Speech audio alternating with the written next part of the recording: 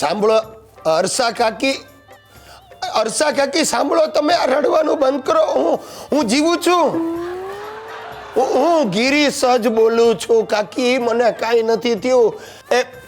ના તમારે અહીં સુધી ધક્કો ખાવાની જરૂર નથી. આ હું એમ કેમ છું, ફોન મૂકો. આ એ બધી હવે અત્યારે ક્યાં માંડો, હું તમને પછી કહીશ. આ પોસ્ટકાર્ડ લખીશ, જાઓ મૂકો કાકી. આ જય શ્રી કૃષ્ણ. હે ભગવાન, ભાઈ મારો છૂટકો નથી. એક પછી એક ઉપાધિઓ આવે જ રાખે છે. હમણાં શેની મોકળ ચાલે છે ખબર છે? આ બધા સંદેશાઓ આવે છે, ફોનો આવે છે, બધા ખરખરો કરવા માટે. અરે ભાઈ, આ 10 દિવસ પહેલા હું કાંઈક માંદો પડ્યો, ઓફિસમાં બેઠો તો ને એકદમ ઝાડ ચડી ગઈ. ત્યાં સ્કૂટર પર બેઠો ને અમારો જોબન પુત્રા મને ઉતારી ગયો, અને કેમે કરીને તાવ ઉતરે નહીં. તે બીજે દિવસે ડૉક્ટર પાસે ગયો, એણે મને ગોળીઓ આપી કે આ 2 દિવસમાં તો બધું નોર્મલ થઈ જશે. તે 2 દિવસ થયા તોય તાવ ઉતરવાનું નામ ન લે, વધારે ટાળ ચડવા માંડી. એટલે હું ડૉક્ટર પાસે હું ને સુશીલા ગયા. એટલે ડૉક્ટરે 5-6 મિનિટ તો વિચાર્યો મને કે ગોળી લીધી. મેં કહું ભાઈ તમે કહ્યું એ પ્રમાણે ગોળી લીધી ડાક્ટર, પણ આ શરીર દીખે કે મેં કરીને તાવ જતો. મને કે નહીં જાય, દવા અસર નહીં કરે, વાયરલ છે. શું વાયરલ? મને કે આ વાયરલ તાવ છે, એના પર દવા અસર ન કરે તો એની મેળે જ જાય. મેં કહું આ શું બોલો તમે? અને મારું તો શરીર ધ્રુજે. હવે જેવો ઘરે આવ્યો ને ત્યાં તો મારા દાદાજી કંઈક ભૂખણ બાવાનું તાવીજ લઈ આવ્યા. મને કે કાંઈ બોલતો નહીં, આનાથી જ આ ઉતરશે, આ બધું અમને ખબર છે. તેણે ધડ દઈને એવું ટાઈટ તાવીજ અહીંયા ગળામાં બાંધી દીધું, અને કંઈક લોખંડનું તાવીજ, એમાંથી ગળામાં મને ડંખ પડી ગયા. તે મારે 2 દિવસ પછી એના મલમ પટ્ટી કરાવવી પડી. અરે તાવ કેમે કરીને ઉતરવાનું નામ ન દે.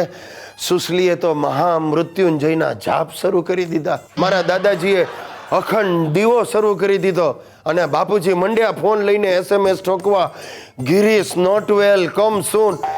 અરે સાહેબ, કાંઈક રમખાણ થયું છે. ગામથી મારા સગાવાલા દોડતા આવ્યા. 2-3 બાઈઓ તો દરવાજા પરથી, સોસાયટીના દરવાજા પરથી ફોક મૂકી, મારો ગિરીશિયો. અરે આ બૈરાઓની ફોક સાંભળીને અમારા આડોશી પાડોશીઓ ફટાફટ સફેદ કપડાં પહેરીને આવવા માંડ્યા. અને સાચું કહું, નિરંજના બેને મારી આશા જ મૂકી દીધી હતી. અને ત્યાં જ લગભગ 75-76 વર્ષના અમારા શિવરામ બાપા ઘરમાં દાખલ થયા. પોતે જવાના ઉંમરે ઊભા હતા. હવે આમ લાકડી હેઠી નાખી અને બાપુજીને વળગી પડ્યા. અરે ગિરીશ, આ શું થઈ ગયું? 35ની ઉંમરમાં તું 75 જેવો દેખાય. હવે બાપાએ ફોડ પાડ્યો, શિવરામ બાપા, હું ગિરીશ નથી, શિરીષ છું. ત્યારે એમને અકલ આવી, અને એની પાછળ અમારા એક માસી આવ્યા, ને માસી આવીને સીધા સુશલીને ચોટી પડ્યા. બેન, થાય બેન, નસીબમાં લખ્યું એમ જ થાય. આટલા દિવસનો સાથ હશે, છીનવાઈ ગયો. તારા માસા પણ આવી જ રીતે 2 દિવસના તાવમાં ગયા. પણ તું ચિંતા નહીં કર બેન, હજી તું જુવાન છો, કોઈક બીજી વાર શોધી કાઢી હશું. અને સુશલીનો ટેમ્પર ગયો, એણે માસીને માર્યો ધક્કો.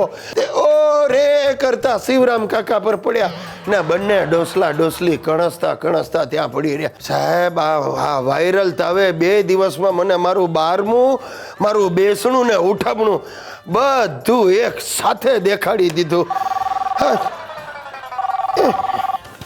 હલો, હા જગદીશભાઈ બોલ લે. શું વાત કરે? ઉઠમણાની જાહેરાત મારા? અરે ભાઈ પાછી ખેંચી લે. હું જીવું છું જગદીશ, હું પોતે તારી સાથે વાત કરું છું. હા, અરે સુધારો છાપ. અરે ભગવાન. નમસ્તે. મને ઓળખી? ના ઓળખી? ક્યાંથી ઓળખો? હજી સુધી મને મારા પતિદેવે નથી ઓળખતા. હું મિસિસ ગુજ્જુભાઈ, એટલે કે સુશીલા ગિરીશ કુમાર. એ નવા બેઠા છે ને, એટલે મેં તમારી સાથે વાત કરવાની તક ઝડપી લીધી. મને જોઈને ખુશ થયા ને? એને અરે શું મંડી તું એને કરતી? તું શેની વાતો કરવા મંડી? મારું વાટતી હતી? અરે હોય કઈ, હું તો તમારા વખાણ કરતી હતી. હા, કે મેં 16 સોમવાર ને 2 વ્રત કર્યા, ત્યારે તો તમે મને મળ્યા. હા, મેં એકે વાર ને એકે વ્રત ન કર્યા એટલે તું મને મળી. અરે ભગવાન બદલો લે જ છે. બરાબર છે, ભગવાન બરાબર બદલો લે છે. મેં માગ્યા તા મહાદેવ અને મળી ગયો પોઠિયો. ચૂપ કર, આ બધા સાંભળે છે, ખરાબ લાગે. તું અંદર જા જા. જુઓ, હું તમને કહેવાની હતી કે મને મારી બા, બાપુજી ને ભાઈની ખૂબ યાદ આવે છે. અરે ગાંડી, તો યાદ શું કામ કર્યા કરે? એટલે લે આ પૈસા લે, આ ટિકિટ કઢાવ ને આજે જ માણાવદર જઈ આવ. 1-2 મહિના રહેજે અને બાબા પૂજીને મારી યાદ આપજે. હા, તે તમે જ આપી દેજો ને. એ બધાને મેં આપણે ઘરે જ રહેવા માટે બોલાવ્યા છે. અચ્છા, અરે પણ પૈસા તો પાછા આપ.